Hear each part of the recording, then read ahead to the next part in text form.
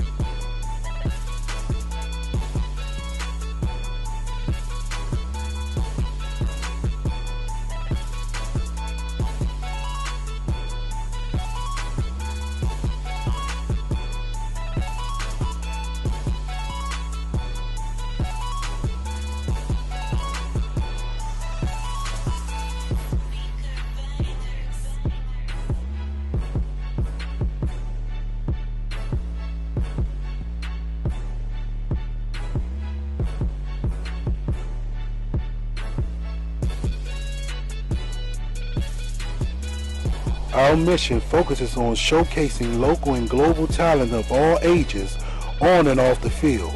We will strive to inspire, educate, and bridge the divides through our media collaboration.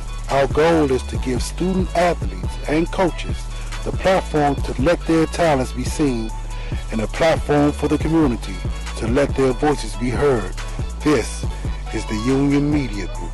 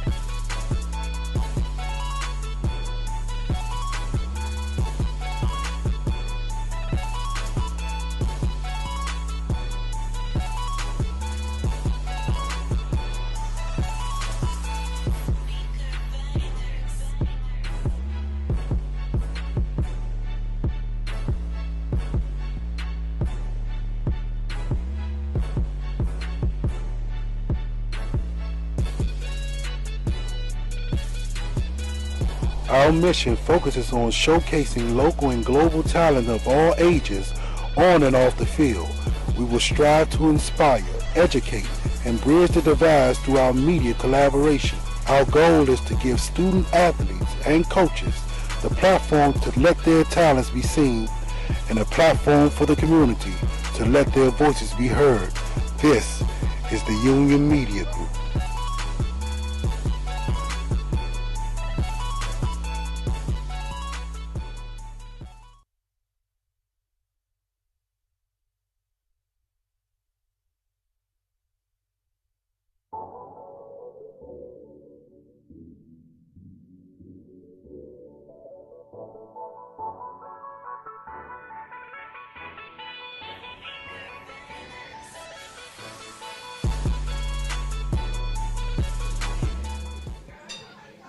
Hey guys, welcome back.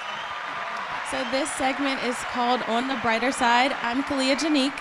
And I'm Tanara. So per usual, we are going to open up with an affirmation for tonight. And the affirmation is, I trust in my own strength and ability to overcome any obstacles. So how does that affirmation resonate with you tonight? That I have to trust in my strength. That first sentence right there. I have to trust in my strength and believe that I can overcome anything that God puts in my life, that anything that comes my way, and just continue to stay strong. I love that. I love that. So it's actually Women's History Month. Yes, so if you have a is. special woman in your life, make sure you celebrate her extra this month and just show them extra love. If you have a teacher or a wife or girlfriend, just celebrate the women in your life this month. And every month after that, too. So we have a few guests up here with us, and we would love for them to introduce themselves. Hi, how you doing? I'm Kendall P. Sable. I'm the head coach at Baltimore Polytechnic Institute. And we have our next guest here. My name is Jermaine Dunn, head coach at Forest Park High School, also the athletic director. Thanks. We're so happy to have you guys to join us tonight. So on the brighter side, we love to talk about things that help us be the best version of ourselves. So everything revolving around mental health and self-care. So my first question for you guys is, how do you maintain sanity during the season? Because I know being a coach comes with a lot. I don't really think you wasted any time with that. Like, you jump right in how you take care of yourself. So I think it's a matter of being organized and planning and making sure that the things that you're pouring into the kids are the same types of things that you're mandating for yourself. So we do team journals most of the time. So we do team journals, one, to make sure that they're collecting the information that we're providing, but also having an opportunity to tap in between academic and athletic time to make some concrete choices and decisions about some of the things that they've done. I love that, team journals. Okay, and then how do you prioritize self-care and maintain balance during the demanding seasons to ensure effectiveness? A lot of prayer. A lot of prayer. You can't just pray and don't, believe in it. And then, I try not to emphasize sport. And you got to realize that it's supposed to be a game at the end of the day. So you got to have as much fun as possible. You win some, you lose some. But you got to put family first as well. No matter how many hours you spend at work, you have to find time for your loved ones. Pray often, love on them. And then don't take, basketball so serious to the point where it upsets you or it takes you to another place. So you got to stress the importance on grades, because grades is going to take you further than any sport will. So I don't take it, as serious. I like to have fun. There will be times where you get really competitive, but at the end of the day, whether you win or lose, you got to smile about it, because basketball is something I love to do, love to coach, and it's a game at the end of the day. So. That's awesome. I love how you put prayer first. That's Yep. how I start my day all the time too. So definitely through prayer it. will keep you grounded and keep your team together. So thanks for sharing that. So what is your why? What is your why for coaching, and what keeps you going? Even though in those dark days when you might fall into a space where you just want to give up, what is your why? Whoever wants to answer first. You can go ahead. My why? Your why. My why? I coached because I was coached. I had a whole bunch of coach dons in my life. A lot of people probably in my position where they had somebody else, help raise them. I had people took chances on me. One of them is Coach Tree. He's out there somewhere. He had me as a kid. And I love what I do. When you do what you love, you don't feel like you're working. So I put so much time and effort into this because basketball has truly been, good to me my whole life. It's taken me around the world. It's the reason why I am who I am. So, I want to share my blessings with those who don't have, the same things that, a lot of other people have. So I do God's work for him. And anytime you do God's work, you'll truly be blessed. So that's my why. To hear that. The why is kind of easy for me. I went to school where I work. So the people who poured into me and invested in me as a young adult were those that were still around as I was going through college and things like that. And I think there are some obvious gaps in academics and athletics, especially STEM education for girls. So I'm the women's basketball coach, and I'm the engineering department chair at the school as well. So those are the kinds of things that I think every day it's a purpose that's being served. So I think that young girls have a significant amount of disconnect from trying to figure out what their reality is going to look like after high school. So most of my why is kind of standing in that space and letting them see somebody who is firm in their position, who doesn't shy away from challenges, and who is very, very eager to take on most tasks every day. The girls are definitely blessed to have you as their role model. Definitely. I also want to ask, who do you play next, and who do you see as a challenge moving forward in the season playoffs? Because can you just describe some of your achievements thus far?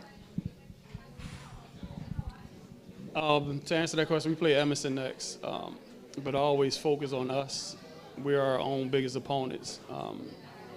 We've had some great games this year, some lessons. I want to shout out Coach Peace. She's like my motivation and inspiration every year. I know exactly when we're going to play them. She's the reason why I push my kids so hard. I admire her a lot because she doesn't just coach basketball, she coaches volleyball as well. And I know how difficult that could be to, coach multiple sports, and she excels in both. So we trying to build something like what they have over there. And, I think I had a nervous this year, so as long as I keep a nervous, then, I know I'm doing something right. But I think we'll do well because I think we already played our toughest opponents already. So good luck to Poly this in the playoff run. So who do you play next? We have Edgewood next. I almost said Edmonton the same way he just said. We have Edgewood on Wednesday.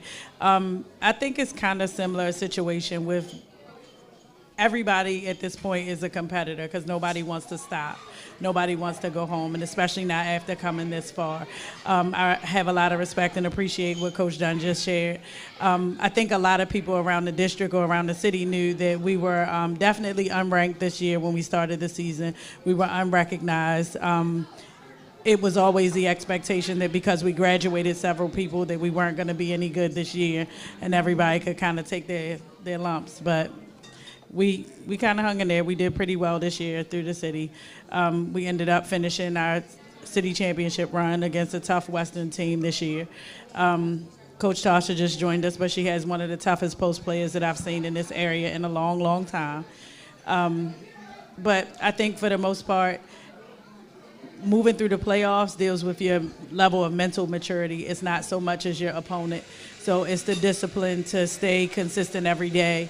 It's the discipline to work on the things that you were weak on the day before and turn your mind around, turn off yesterday and move forward to the next opponent that you have to prepare for. So those teams that really get that down pat are the ones who end up in that Final Four or in those final days in the tournament. That's awesome. I can use what you said in my everyday life too, turning off yesterday and moving forward the next day. So thanks for sharing that. Definitely. Thank you. We have a new guest with us today Hi, from welcome. Western. Please introduce yourself. Hello, I'm Coach Tasha Townsend from Western. Thank you for joining us tonight. Thanks for having me. I apologize for being late. That's okay. That's okay. Thank you. So we've been asking the coaches, like, how do you encourage teamwork and build strong bonds amongst your players? We always emphasize at Western sisterhood. A lot of my kids, I've been fortunate enough to have sisters, coach sisters, and and then family, generational. So a lot of them already understand that it's a sisterhood. Whether it's a sibling, whether it's an aunt, a grandmother, is generational kids at Western all the time. So it's easy to emphasize sisterhood. The camaraderie sometimes is hard because they know that we are one unit. I want them to challenge each other though. So that's the hard part for me because, okay, that's your sister, but you want to make her better, right? So it's not that hard, but we just use it as an emphasis constantly. It's about, when one win, we all win. And that's the biggest thing I emphasize inside of my group.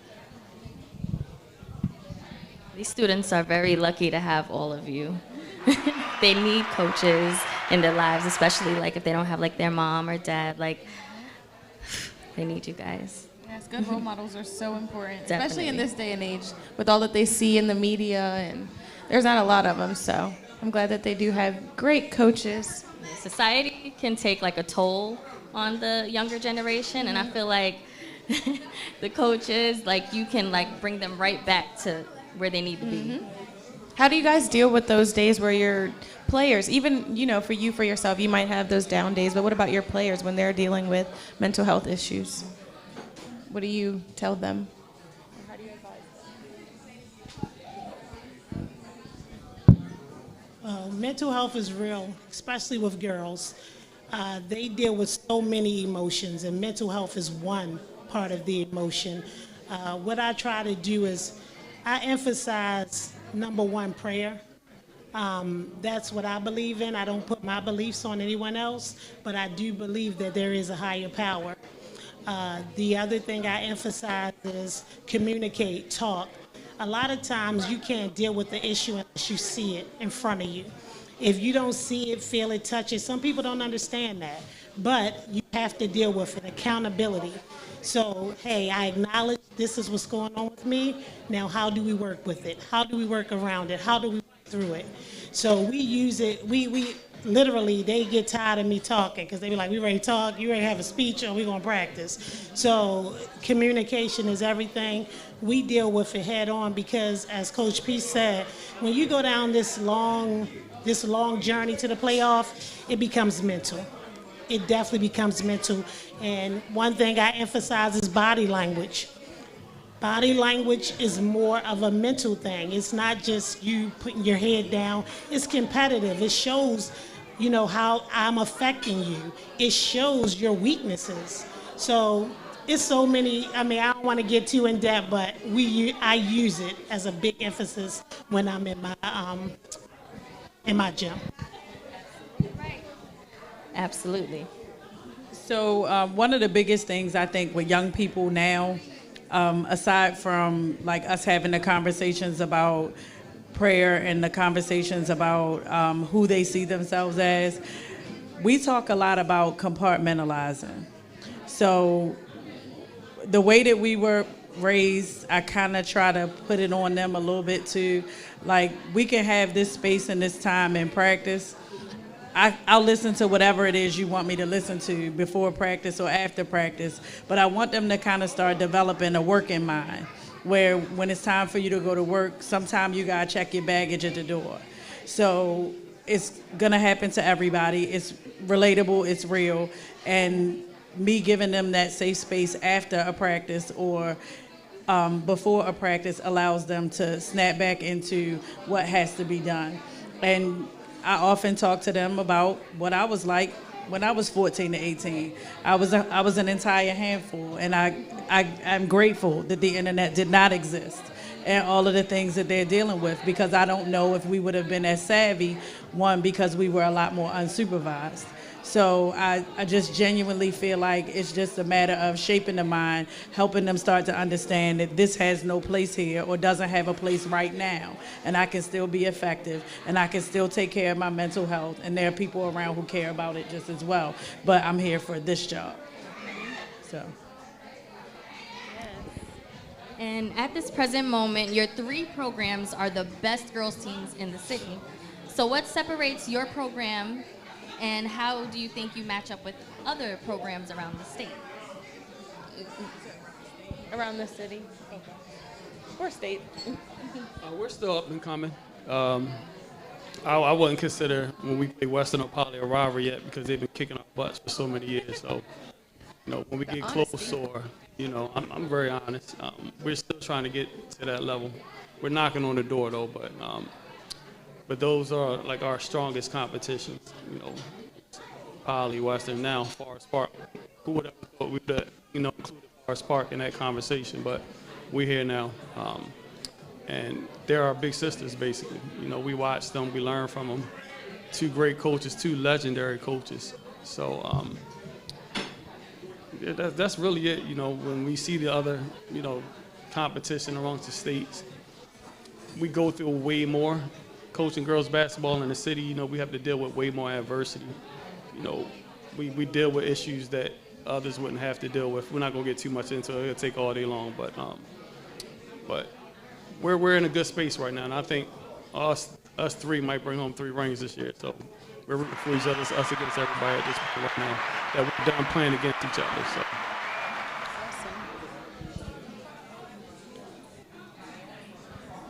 I think the way I look at the situation with like the balance of the city or imbalance, I guess being around so long, I started at Poly in '92, like as a student.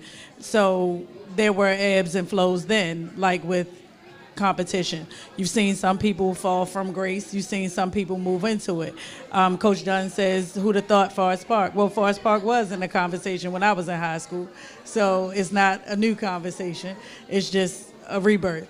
So it's a lot of different scenarios. When I was in high school, I don't know that we were in the conversation. It wasn't a rivalry. We were just another team. So I think the difference that sets us apart from other people, the 3 of us, especially as coaches, is that we show up every day. And we show up in the lives of our athletes beyond when they are graduates or when they become alum. Like, that's what sets us apart. Attrition will kill anything. And I mean, I can say the same for what you see or getting ready to see with some of the guys that are coming up. Like, all of these people have been here, like either products of Baltimore City or like grown through it. So the people that stay and commit the time, you get the outcomes. Thank you for sharing. So who do you see as a challenge moving forward in the playoffs? Everybody. She said everybody. If you guys in here. Yeah, everybody's a problem. Everybody's a problem. It's the playoffs. You better come with it. It's the playoffs. You either win or you go home. Go big or go home. Yeah. Do you guys have any comments or thoughts that you guys want to share? This is a free platform, so feel free to speak your mind. Everybody turns and looks at me. What did you say again? I'm sorry. Do you have any comments or thoughts or any advice for any of the players or other coaches during this time? Let's keep the city relevant. I mean, one thing I do no matter what, my goal every year is to make it to the state final. Coming short of that, I'm hurt. So the object is to always make the city relevant. So hopefully we'll all be there this year. The people you're about to interview, they'll be there this year. And we're making the city relevant because we have to put more into Baltimore City sports. Us being there on that, stage Infinity or wherever the boys are going to be playing, that shows that the city is still relevant. So the little part we do, as Coach P said, consistency. We're consistent figures there, so I want to keep being there. I want to keep showing up. Okay. Any other comments or thoughts? So I want to say thank you, Coach Tay, for giving us this platform, bringing all these great coaches. I never thought I'd be at the same table with Coach Tasha and Coach Peace. I'm happy for this moment. We let them eat sometime. We give them a plate, right, Tosh?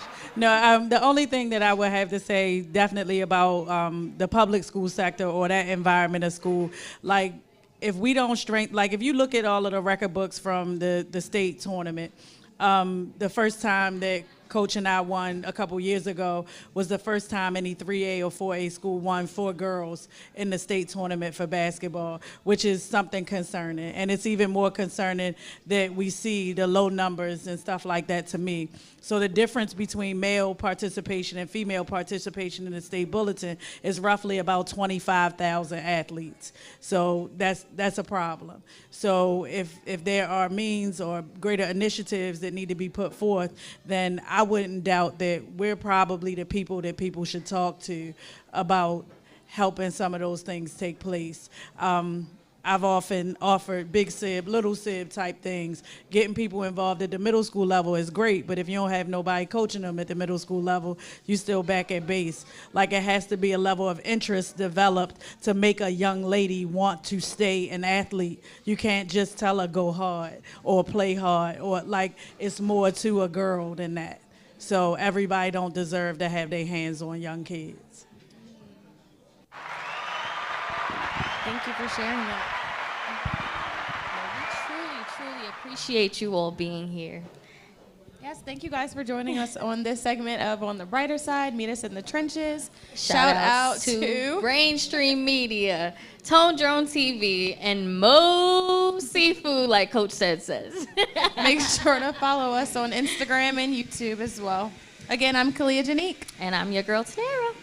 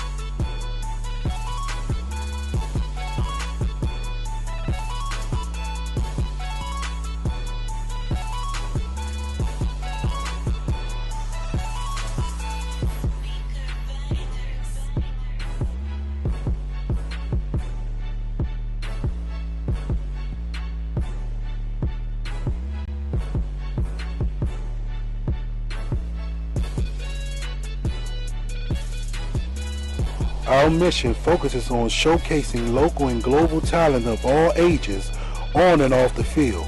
We will strive to inspire, educate, and bridge the divides through our media collaboration. Our goal is to give student athletes and coaches the platform to let their talents be seen and a platform for the community to let their voices be heard. This is the Union Media Group.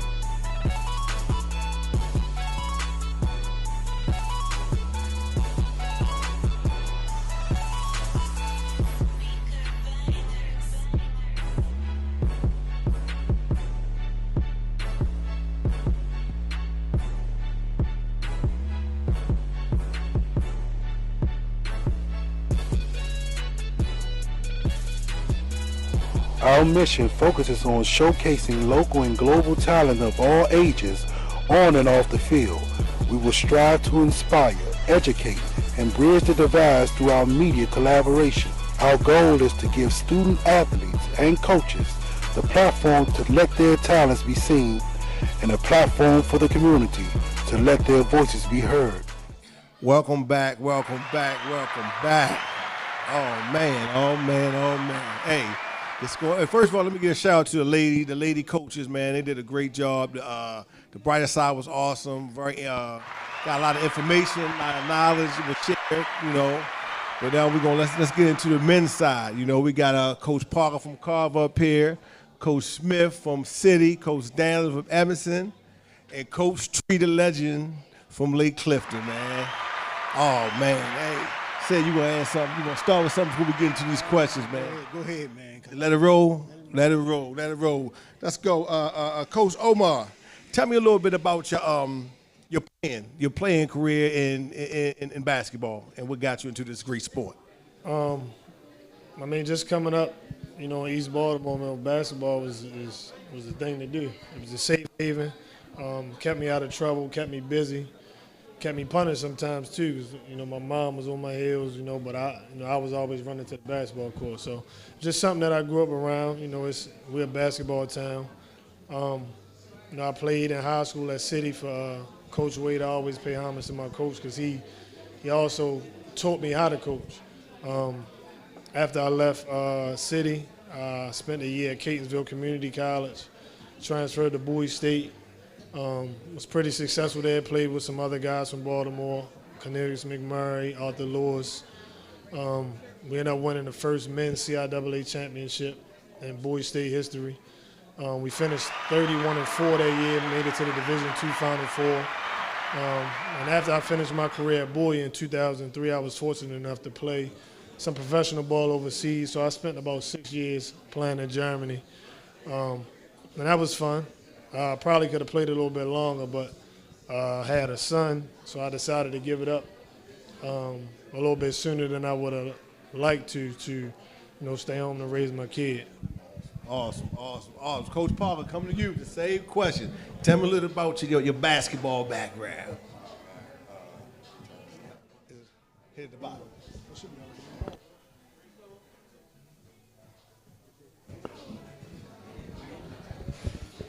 Check. Started off playing young at Drico. I think my first coach was Coach Milton. I still remember my first basketball coach. Coach Milton Hawkins was my first coach. Short dude, was fiery, so I kind of picked up a lot from him early. Took me to my first basketball game up in Maryland when there used to be Cole Fieldhouse. That's when I fell in love with basketball. And from then on, I played for most of my life. I went to Milford. Played 3 years at Milford, pretty decent. I think I lost 10 games my whole high school career. Then once I graduated, I was a bit of a knucklehead in high school, so I did a lot of not doing my work, not doing what I was supposed to do. Got out of there, played JUCO at Howard Community for Coach Benny Edison, and he helped me get further. So I went to West Virginia State University D2 for a year, had the red shirt, couldn't play, went through all that grind that most dudes go through as red shirts. Then from there, Coach Benny sent me to Kansas. Me and my assistant coach played together in Kansas in the Jayhawk League. Left from there, went to Canada, and from then on, professional. I won the first 2 championships in my school history, back-to-back, while I was in Canada. Then started my pro career there, and then I went there, from there to Germany, from there to Spain. Awesome. So it's been a journey, different journey, different path, but that's what worked for me, and it kept me out of trouble and saved my life. So. Oh, that's awesome. Coming over here to you, Coach Dantzler, the poet. Well, the very first team I ever played for was over at Bentlow with Coach Herman. Then we moved over east, and then I grew up playing with Oliver with the great late Coach Bucky Lee, and I also played down Madison with Coach Sarge. So from there I went down Dunbar, played 4 years at Dunbar High School, and then I went to play at Baltimore City Community College. Played semi-pro for 2 years, and then just started coaching from there. So I'm one of the old seasoned vets now, behind Coach Tree. So I think I'm second in mileage when it comes to coaching now. So just been trying to give back to the kids, just trying to do my thing, try to help out as much as I can. How hard was that interviewing process when you got that job at Emerson High School? Tell me about that interview. Well, I had a tough boss. No, but honestly, just want to just give a shout out and a special thanks to you, Coach Dante, because for those who don't know, Dante was my athletic director who hired me and saw something in me when I was the assistant coach down Dunbar that gave me the opportunity to come run my own program over at Emerson. So you saw a vision in me that I really didn't see, and for me to be there for almost 18 years now, getting it done. It is all because of you. So I want to say thank you for that. Oh, man, thanks, my guy. Man, 18 years, wow. Somebody getting old, it ain't me. And the last question, let's take it over to the, Before we get to the legend, man, got the legend to my right. But before we get to the legend, I just want to, for my coaching career, I just want to thank Coach Peace, because when I coached at Poly under Coach Wren, I remember sitting down with Coach Peace, and she used to always tell me that, the game is in 2 phases, which is a practical phase and a theory phase. And I was always like, well, what's that? And she kind of broke it down to me, which is the Poly creed at the school. So, and that practical phase is actually getting after it, and that theory phase is what you know mentally. And she kind of spoke about it a little bit. So ever since I've learned that part about the game, it kind of took my game to a new height. So I always thanks Coach Peace about that. But yeah, the same question for the legend here. I saw the legend up around my way, and 2 summers ago, washing his car. And I was like, man, it looked like Coach. I said, what? And I tried to act all cool. You know what I mean? I tried to act cool. And then he spotted me. I'm like, ooh, me. And then we got to rapping a little bit. I think he said he was coming from seeing his son play. And we talked a little bit. But yeah, Coach Tree, tell us about your journey. Well, hello. Well, first of all, I just realized I shouldn't like Coach Dante because he hired Dantzler. If he don't hire Dantzler, I don't have to deal with Dantzler all these last 18 years. So you all right with me, Dantzler. I don't like Dante. But I'm born and raised in Baltimore, Homewood Avenue in Greenmount. Cecil Kirk was around the corner from Homewood Avenue. And the neighborhood, one of the toughest guys in the neighborhood, saw something in me because I was afraid to go try out for Cecil Kirk. And he told me to meet him on my mother's front porch, and he's going to take me around Cecil. He walked me to the gym, and he left me in there. And I started playing at Cecil Kirk since 10 years old.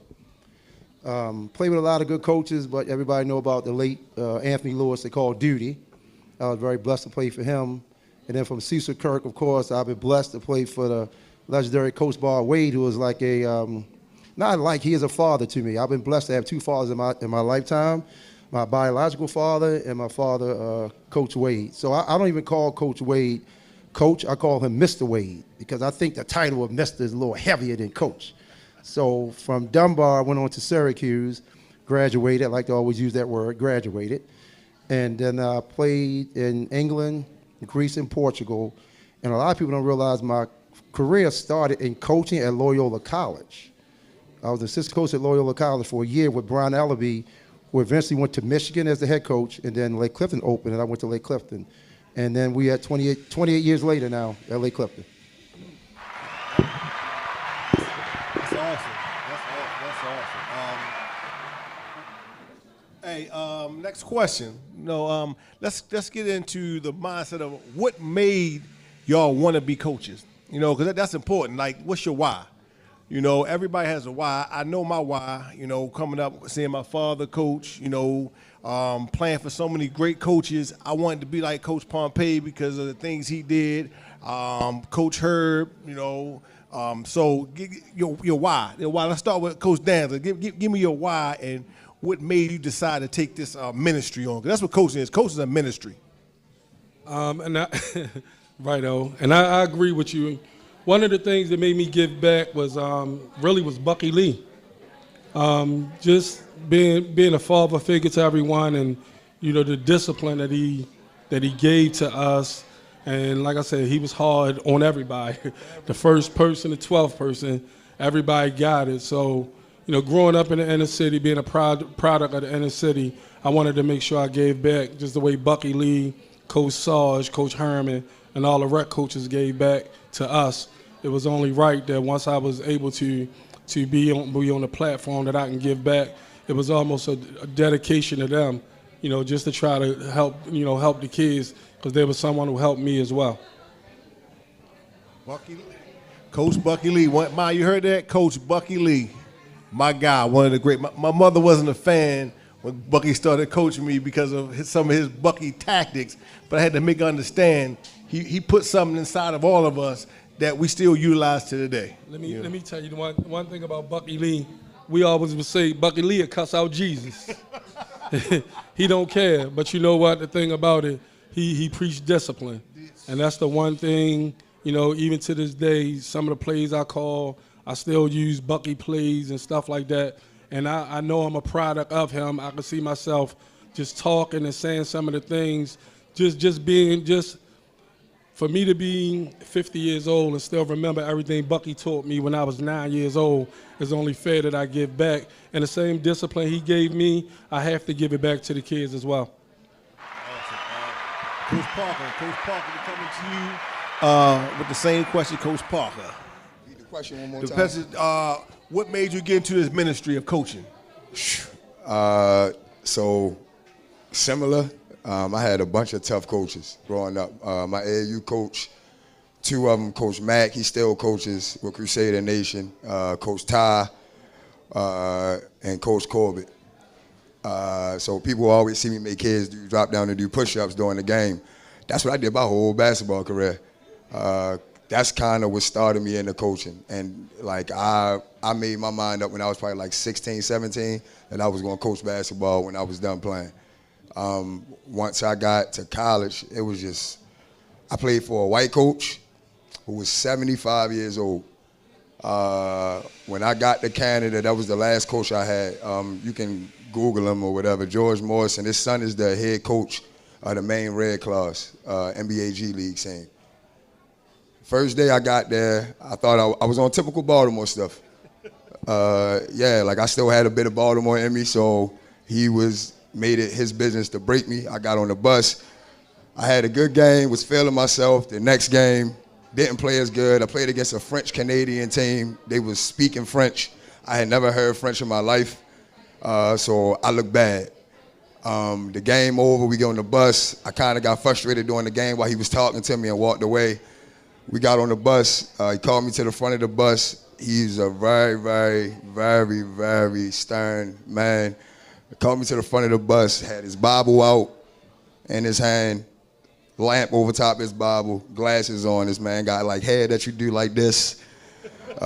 You know what I mean? His exact words was, it's either you do what I say, how I say it, and you be exactly what Benny told me you was going to be, or you could take your black self back to Baltimore and dodge bullets. Now, for most people, they going to hear that and they going to say, he talked to you like that? Yeah, he did. And he also changed my life and saved my life. I wouldn't have graduated college if it wasn't for him. I wouldn't have been a coach right now if it wasn't for him. He's the first person who gave me a coaching opportunity, who actually made me start coaching while I was there. So I started coaching when I was in Canada, coaching little kids. He made me start giving back to the community and start doing that. So. Awesome. Coach Omar, tell us a little bit about why you picked up this awesome ministry. Similar to what Coach Darnell said, just, to give back. Coming from, East Baltimore, or even if West Baltimore, tough neighborhood, just growing up that environment. And as I got older, I wanted to be part of the culture. I watched Coach Darnell, I watched Coach Tree. I played under Coach Wade, so this, to be mentioned in the same breath, is one thing to be mentioned amongst your peers when you played in the city, because it's nothing but a big brotherhood. To expand that, though, and put yourself in a conversation with coaches that were coaching when you came up playing, it just was a personal thing for me. And like I said, I learned a lot from my mentor, Coach Wade. He taught me. I learned a whole lot from him. I studied him. We talked a lot. We still talk a lot. And, like Coach Tree said, now I'm a part of that Mr. Wade tree, not Coach Wade, but Big Wade. That's what we call him, Big Wade. And he used to come to the games when I played. And I remember him telling me certain things that I need to do or he need me to do while I'm playing and coming to practices and stuff. So, like I said, man, just wanting to be a part of the culture. It's putting your name in that realm, it's unprecedented. I love it. Tree, we'll come to you with a little different question. Because like your tenure in Baltimore City coach has been so long, so you've watched the change in the youth, So tell me, like, mentally, how do you deal with the kids when you first started coaching compared to today's athlete? So it's a number of ways. One, just trying to adapt. My former players, they come back. Sometimes they tell me I'm soft and things like that, but I'm not soft. I'm very smart, because there were things you could do in the past you can no longer do today because you'll be in court, you'll be on the news. I work for the city, I will lose my job. So it's not called being soft, it's called being smart. And you just adapt the way you deliver your tactics now than you did back then. But I haven't changed, I'm just keeping up with time and maneuvering around the obstacles that are present in front of us every day. But what helps me a lot of times, and I can speak for myself, I don't, it might be one of the things that hurt me, but I don't really go out and deal with a lot of parents too much. Because I think when you go out and deal with these parents and you go and get their kids, they have a right to say things to you when things aren't right. So I stay away from that piece of it so they can stay in their lane, and I can stay in my lane where I belong, and we don't have to have any conflict, where they felt close enough to me because I babysitted that child to come play for me. I don't want nobody getting that close to me in no kind of capacity. So I'm good with keeping up with time. I just know what's going on, and I find a way to keep it safe for me to get through it. Yeah, that's tough. The coaching today's kids, you got to have a lawyer on standby. It's tough. But I just want to give a shout out to Mr. Daryl Wade, is in the audience, and that's the son of the legend, Mr. Bob Wade. And I tried to get a piece of his crab cake, but he wouldn't let me. That thing was awfully big too, juicy. But yeah, that's that Moe's seafood crab cake. But man, we amongst legends in the building tonight, and it's just it's awesome, and that's what we do with Meeting You in the Trenches. But we got a couple more questions that we want to get before, because we ain't got much time left, so we got a couple more questions that we want to hop on.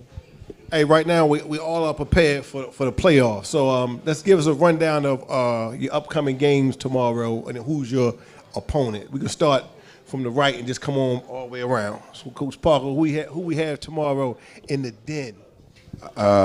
In the den, right? That's right. You my athletic director, right? So we have Newtown. This will be our third straight year going to a regional final. So, I mean, for me, it don't really matter. I just say this because I don't mind saying it here. So when Coach Dante asked me to come up here, I said no. Everybody up here won. I ain't won a damn thing. So I know people think they know me. A lot of people don't know me. I don't have a bit of arrogance in me. I'm just very confident. When I'm coaching, I'm confident. I think I can beat anybody.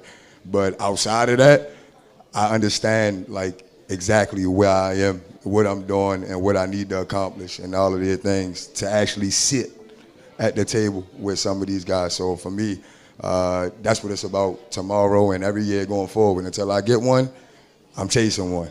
Nothing more, nothing less. Keep chasing, Coach. You're going to get it. You're going to get it. First, I want to tell all the coaches good luck in the playoffs, including you, Coach Dance. I wish you good luck. But I do sincerely want to tell everybody good luck. And I think what makes us the coaches that we are here in the city, we are respectable competitors. I'll say it, we're respectable competitors, and we're very competitive.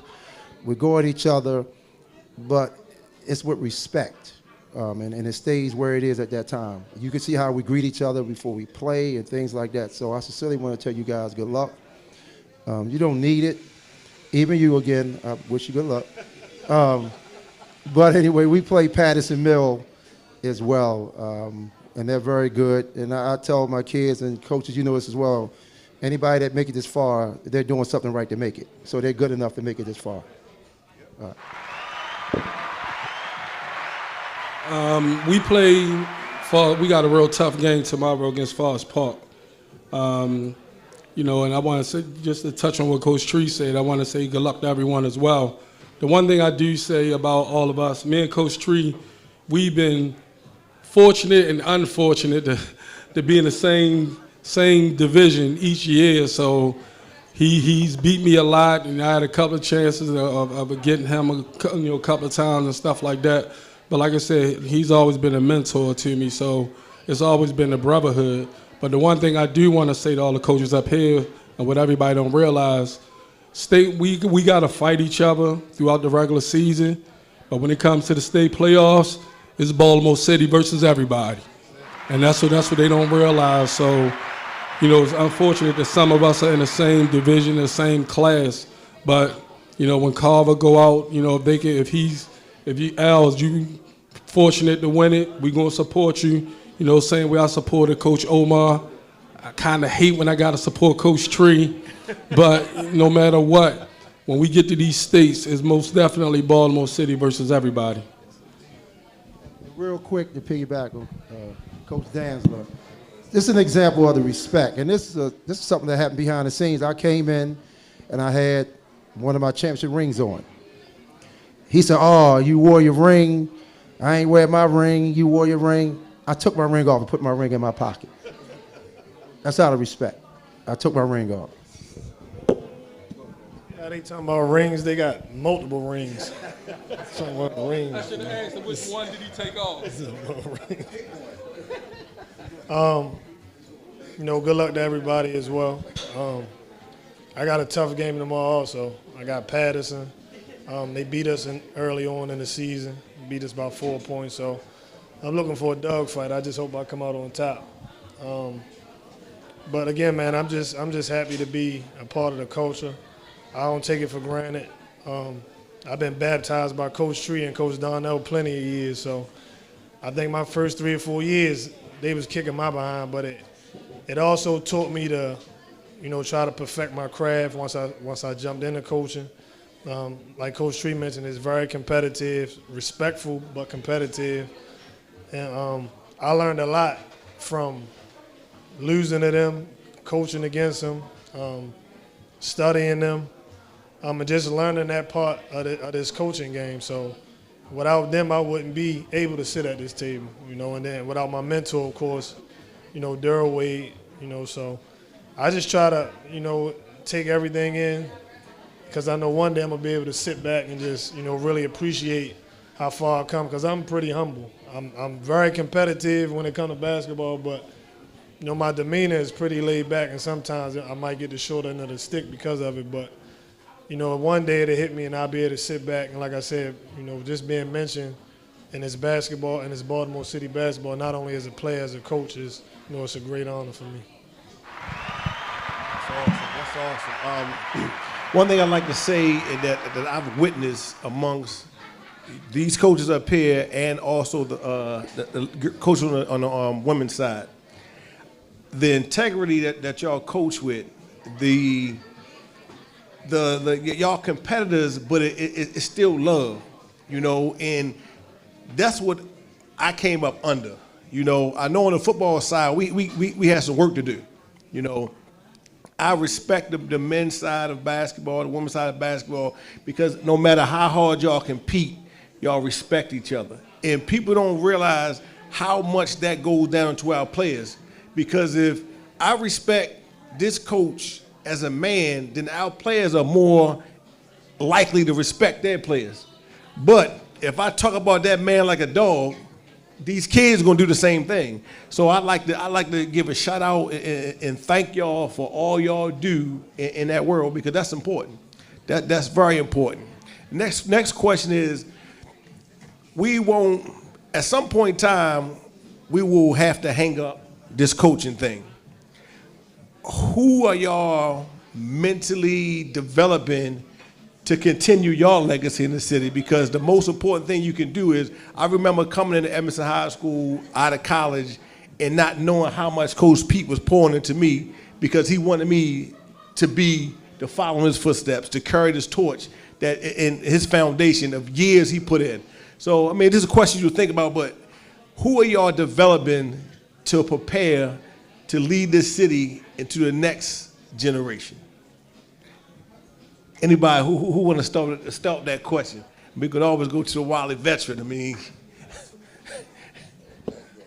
that's a tough one, because I know I can speak for the other coaches. You invest so much of your life, your time, you sacrifice your family, sometimes even your health. You sacrifice a lot of things to serve with these young people the way we do every day, and it's hard to find people to do that.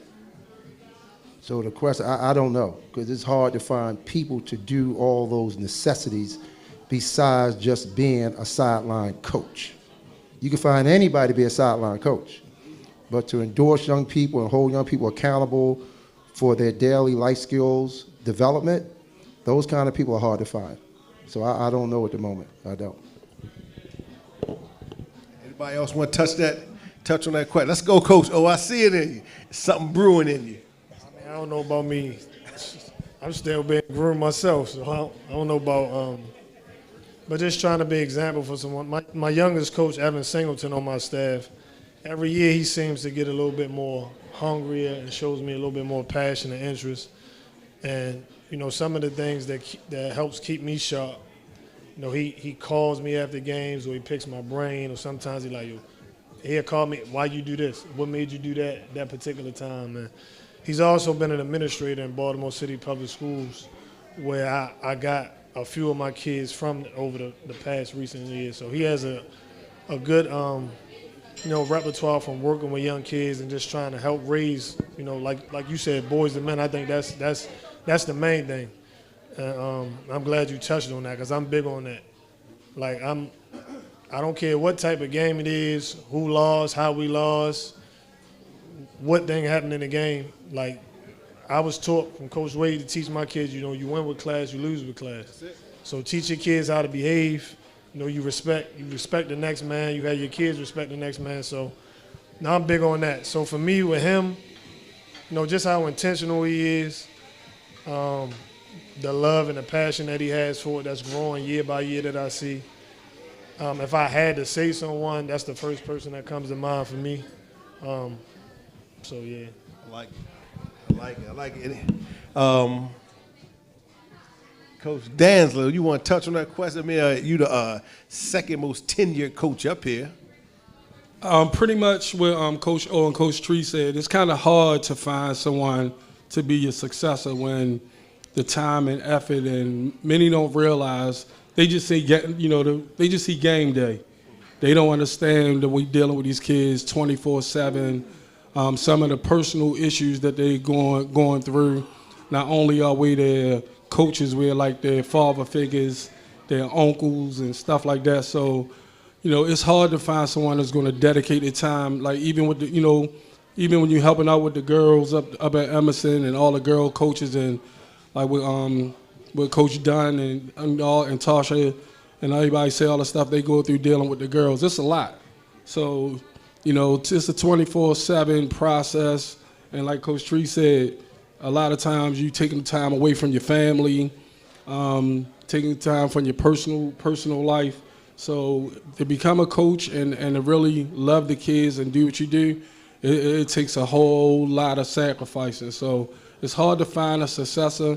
All I try to do, my brother Terrell, he's been helping me ever since I've been over at Emerson and been doing a remarkable job with me, with my JV and everything. But it's hard to find somebody that's going to dedicate their time to it. So we're now on the spot, and we want to ask Coach Peace, does she have any on-the-spot comments before we wrap it up? I know she got one or two. Yeah, you on the spot, microphone check. Also, we got Coach Willie McGirt. Well, I say Coach Willie McGirt, one of the greats. Coach Willie McGirt just walked in the building. Was here 2 weeks ago. What you want me to say? Whatever you want to.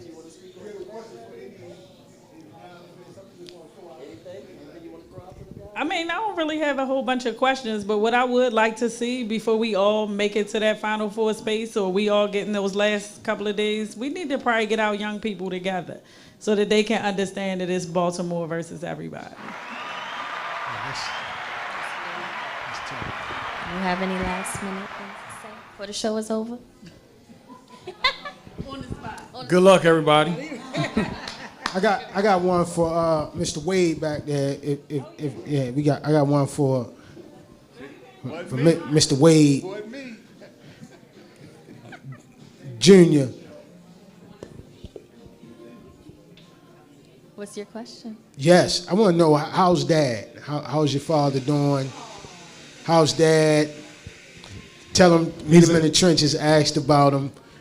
He's an 80-year-old man suffering through some 80-year-old aches and pains, but he's well. That's good. That's good. It's good to hear, man. Good to hear. Thanks, Coach. Yep, no problem. Hey, something that Coach Peace just said that just resonated with me. I think it's important that we get these young folks together outside of just the competition of when we see them on game day. I know that years ago when I was at Emerson, we used to always do a practice with Dunbar back then when Coach Eaton was there, and because we wanted our kids to know each other more than just that one time a year. So we're going to brainstorm on a way where we can have a time where everybody brings their team and we do something together. You know what I mean? Because one of the things is, if we can break down the barrier of I'm a Carver, I'm a Lake, I'm a Emerson, I'm a City, I'm a Poly, I'm a Forest Park, and we can break down and we meet these players more in depth, because some of these kids don't know each other. Some of these kids don't know each other. So if we can bring them in that environment where they can meet each other more than just competition, I think we can break down a lot of these barriers, because one of the things is all of us have good kids on our team. But one thing, all of these good kids we have, they have bad friends. So if they can break down that door with their friends, like, no, he cool over there, we could probably change a whole lot of stuff. I think we got something going on brewing in the back for Coach Wade. Come on with it. I do. I want to talk about this subject. You talked earlier about the difference between basketball and the football coaches.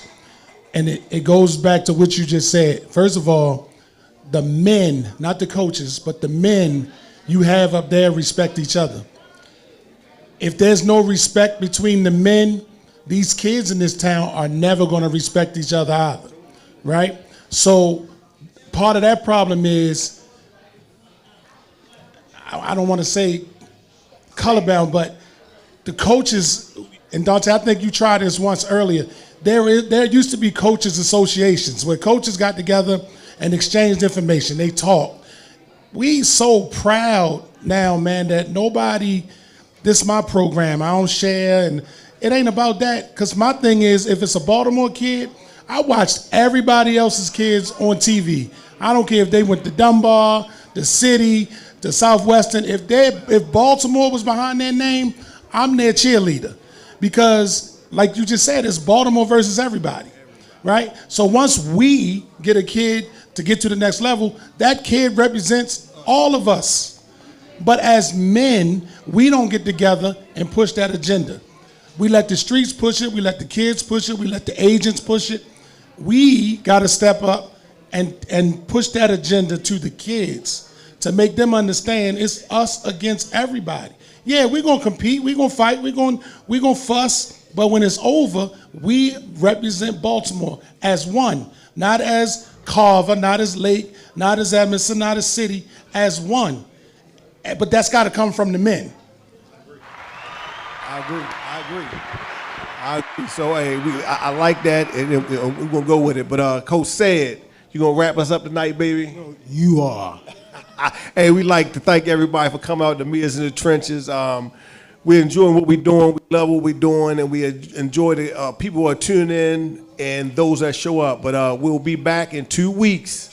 We got to shout out to our sponsors, Mo's Seafood, Tone Drone, the Union, and we'll be back at you real soon. Peace.